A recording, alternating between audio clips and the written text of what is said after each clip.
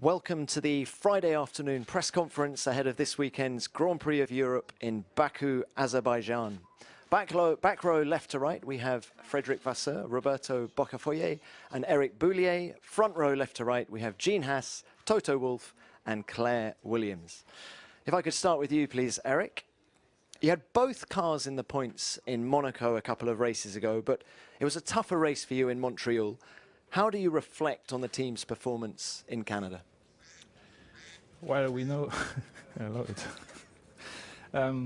We know obviously that some track layouts obviously are suiting our package, chassis, power unit, and some other not.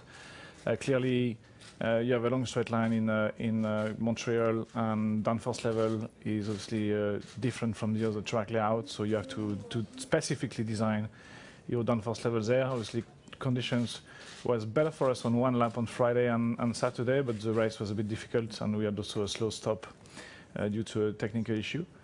But I think we are still on the move and proving every weekend that we are improving and by bringing more updates, and I think this is a positive. Well, where do you go from here? In terms of development, the drivers want you to keep pushing for 2016, but is the prudent thing to focus on 2017 now? I think we have to still have to mix both of them. We don't want to obviously stop developing this year car, and even if there is a strong change next year into the technical regulation, I think we can still carry over some of the development we are having now. Okay, thank you very much. Gene, if I could come on to you. Esteban Gutierrez appears to be growing in confidence, while Romain Grosjean has struggled a little bit more in recent races. How do you explain the shift in performance between your two drivers? I think a lot of it is just the learning curve of trying to get the tires to work. We've struggled with tire temperatures. We've had issues when the safety car comes out that once the tires come out of their optimum temperature, that we just lose pace rather quickly. So that's probably the biggest problem is trying to maintain the tire temperatures, especially when you're in back of the pack, where you're always going to be a few seconds off the leaders, and that differential makes a huge impact on how hard the tires are worked and also their temperature. Now, you had an emphatic start to the season, but your last points finish was in Russia, and after a strong start to the campaign, do you feel that you're now starting to lose out in the development race? No, not really. Actually, I think the team is coalescing together quite well. There's no more scrambling to figure out why this didn't work or that didn't work. We had a lot of problems with the simple things like radio communications and electric boxes. In the last few races, we don't have those issues anymore. So they're starting to sort out how the cars work, what it takes to put them together. So I think I feel very, very comfortable with the progress the team's making. Okay, thank you. Frédéric, if I could come to you. You've said on many occasions that this is a transitional year for Renault, but only the 1 points finish so far. So how do you assess the team's performance? Well, to be honest, that even if I told you that it was a transition year, that we have to stay focused and don't give up the season. It's very important, and to keep everybody under pressure. But if you have a look, for sure the last two races were a bit difficult, and we had too many issues. But we were on a good improving curve, and I think that we will be back quite soon. Now, those issues that you refer to in the last couple of races, both drivers had accidents. Unfortunate, but how do you sum up the job that Kevin Magnussen and Jolien Palmer are doing for you? You don't have to forget that Joe is rookie and Kev didn't run last year, and I think so far they did a good job. That for sure that we had some crashes over the last weekend, but so far they did a good job. I think they are improving in terms of collaboration with the team, and we are on the good direction. Okay, I'm thank convinced. you. Thank you. Roberto, if I could come on to you, please. Today, the FIA has rubber-stamped Pirelli's new 3-year deal with Formula One. What does that mean for both Pirelli and the sport? For Pirelli, it means a big satisfaction, of course. As you can imagine, it is the final step of a very long path. And we know already since quite a long time that we are remaining in Formula One for the next 3 years. But of course, when it's officialized by FIA, it gets really true. Now it is. We found a very good agreement, a very good collaboration. Everybody knows that next season many new things will happen in Formula One from the technical point of view, and also many modifications are very strongly related with new tires for next year. We are ready to start our job, which is a very important job for next season. Well, you gave us a glimpse of those new tyres at the Monaco Grand Prix a few weeks back. What can you tell us about the testing programme you're going to do with the 2017 tyres for the remainder of this season? With the 2017 tires, things have still to start. They are expected to start possibly, for us, hopefully, in August, very shortly after the Grand Prix in Hockenheim. We need starting testing. We have 25 days testing with these wider tires, and as everybody knows, we will start for sure with 3 teams. Many details are still to be fixed, but we know that 2 teams are Mercedes, Ferrari, and Red Bull. We should be starting very early in August.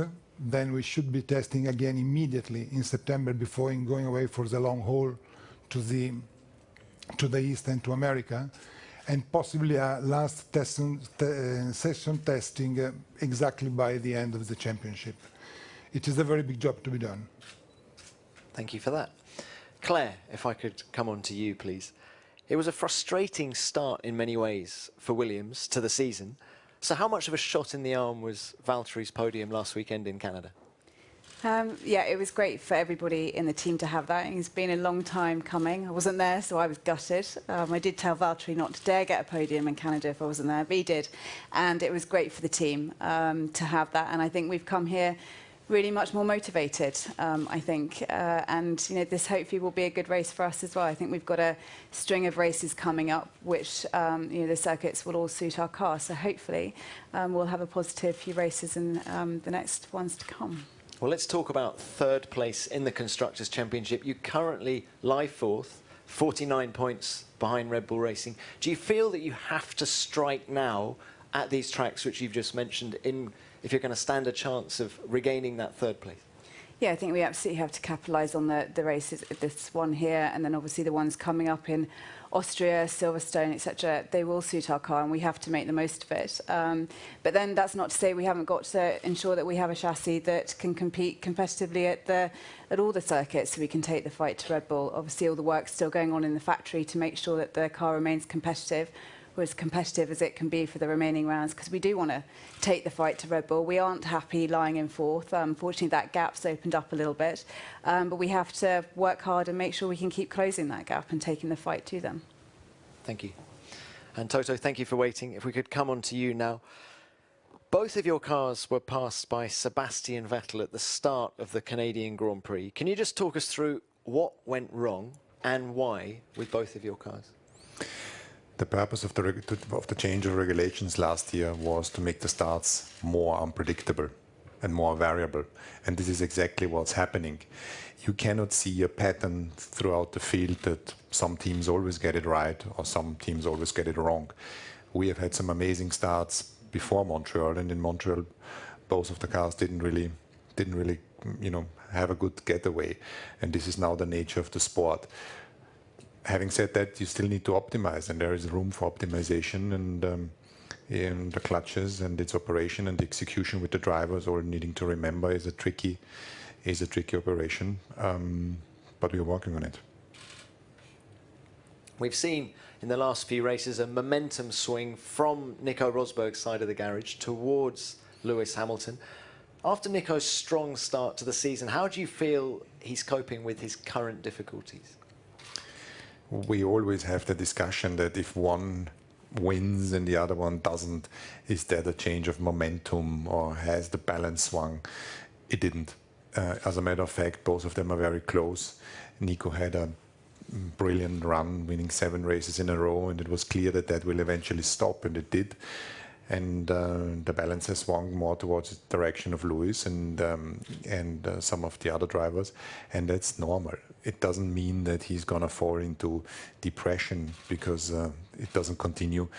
these guys are very professional and they don't swing a lot emotionally or mentally. So I have no doubt that this is not a big issue for him. Well, is there any evidence that the current contract negotiations are weighing on Nico's mind? No. First of all, he had a brilliant advisor who is pretty experienced in negotiating good contracts. And that was very clever because he took himself out of it. I don't think it affects him at all. Okay, thank you very much. If we could open it to the floor now.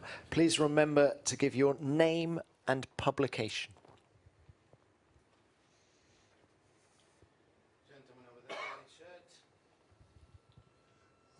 Chris Lyons, Associated Press. I have a question for Roberto. There were some reports from some of the teams that the damage on the tyres today from the curbs, you're getting cuts and that kind of damage on the tyre. Can you tell me, did you notice anything here in this circuit, damage-wise, that was different to what you would get in a normal practice session?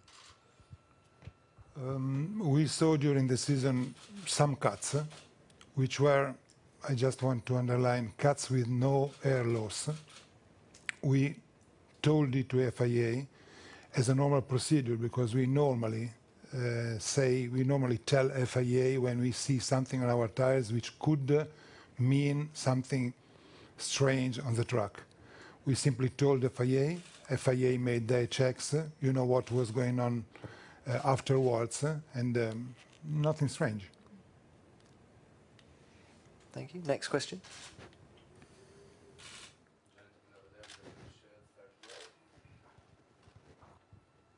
Ben Edwards, Channel 4 TV. Question for Toto and for Eric. Can we just have a kind of summary of today's running? I mean, it's the first time we've been to this Baku street track, so what kind of feedback are you getting from the drivers? Is it as we expected? How's it going to be in terms of setting the cars up for tomorrow? And are we like to see positions change quite a lot for tomorrow when we get into qualifying, do we think? Toto, let's start with you. For us, it went pretty well. Immediately, you realize when you put the car down and you've just hit the sweet spot or not. And today that was the case. The track has everything. It has those high speed straight line. We've seen more than 350 kilometers an hour. That's pretty exceptional. And then the very narrow part through the old city. And it's still a matter of getting the tire in the right window. Mechanically and aerodynamically, and that has functioned pretty well for us. I personally find the track very exciting. It's something new, and certainly very challenging for the race in terms of virtual safety cars. And safety cars, so probably strategy is going to play quite a crucial role on Sunday. And Eric?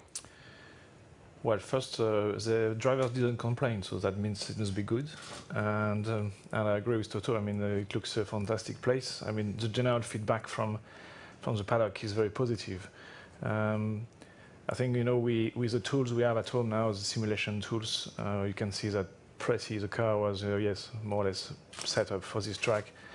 You see there is a huge track evolution. This is the first time we are running on this track, and the tarmac is very slippery. A couple of glitches this morning, obviously, but this is usual when we hit a new venue. But I think globally it was a positive day, and yes, it's a track where over the weekend there will be a huge track evolution, long straight line, so favoring the high power PUs.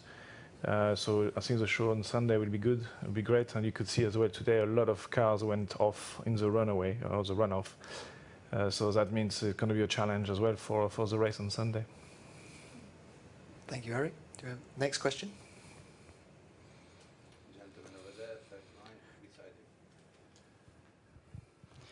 Christian Nimmervoll from motorsporttotal.com. There's the long straight at the end of the circuit. Is slipstreaming within teammates going to be an issue on Saturday, or something that you might consider? Question to all team principals. All team principals. Let's start with Frederick. I think that it will be difficult to manage because that you will disadvantage one of your two drivers. That I think nobody will play this kind of game. That Claire. Yeah, nothing to add in addition to that. Slipstreaming. Jean Haas. Jean, what do you?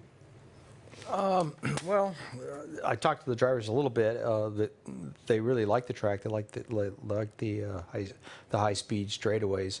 I don't know about so much about slipstreaming as much as it is getting your brakes to work. Very very high speeds going into a left hand right hand turn. You have to get that right, and I think that's really where they're going to put a lot of their time, is getting the brakes to work. Toto, anything to add? Since I've been in motor racing in the early 90s, I've never seen slipstreaming between two teammates work for both of them in any category, so I don't see that really. You would like to choose the team. Yeah, you choose. Next question. Next question. Yeah, lady, second row, please. Good afternoon. This is a question for Claire. Claire, I would love to know, you got a big honor just a few days ago. I would love to know, coming from the Queen, I would love to know how important it is for you, what that really means for you, and if you did ever expect something like that. No, I'm still a bit speechless about it, to be honest. I never expected it, and it is a real honour to receive an award in the Queen's Birthday Honours. But from my perspective, it's a team effort. We always say that at Williams. I wouldn't have been able to have done what I've done without the support of all 700 people at Williams. So the honour is for everybody at Williams, not just for me. I'm just the figurehead that gets to run it after their name. But it is an enormous privilege, and I'm delighted that we have it. Last question has been posed by the colleague Silvia Arias Parabrisas. Gentleman behind the white shirt, please. Chris Lyons, AP. Question for Toto. Do you have any diagnosis yet on what happened with Nico and why he had to pull over? He called it an engine and drive issue. We don't know yet. We have to look at it. What exactly it is, so I can't really give you a comment on that at the moment. But it's a Friday engine, so whatever the outcome is, it's not dramatic. Gentleman over there, last row, please. Christoph Becker, Frankfurter Allgemeine Zeitung. A question to follow up on some of the discussions on the situation of human rights here in Azerbaijan, which was going on yesterday. You will have heard what Bernie Ecclestone has said about the situation. Also today there were reports that an Azeri news agency did not get accredited, although the situation here is being said or handled differently than before at other races of Formula One. There have not been any calls for boycotts. What are your thoughts on the situation here? And yeah, what are your thoughts on the situation? Toto, perhaps you could give us your thoughts. Look, I think we are responsible for sport, for the sports and sporting side, and sport should unite and not divide. And I think if we can add our bit in bringing people together and putting on a good spectacle, then this is all we can do. And the federation and the commercial rights holder, they are fundamentally responsible for hosting the race. And it's not that we are closing the eyes, on the contrary, but we need to know what we need to do, and this is sports. Thank you. Anyone want to add? Claire? No, I mean, as Toto said, we're not politicians. We run sports teams, and we've come here to race. Bernie and Jean believe that it's right to race here, and we go where the calendar asks us to go. And from our perspective, I think the organisers here have done a fantastic job at putting on some great facilities for us to do that. But as Toto says again, sport is supposed to unite people, and we want to just put on a good race on Sunday. And just finally, Jean, do you have anything to add on this topic? Well, it's obviously a very controversial topic. I know in the U.S., human rights are extremely important, and the American people have a tendency to throw their weight around, to make sure that people do get treated equally in the world. But I think, as Toto said, I think racing is a sport that brings people together to see that differences between people can be overcome, because sometimes when I go to races and like I was in Russia, and you know, I think the U.S. has had a long history of rub-ins with Russian people, but they're so friendly, and it was great to be there. So I really think that that our sport, can help, smooth over some of those problems, and then hopefully, when the politicians get to it, they can come to an agreeable solution. Thank you. Any more questions? Thank you very much. That concludes this Friday press conference. Thank you, gentlemen and lady, for your attendance, and a full transcript of this press conference will soon be available at FIA.com.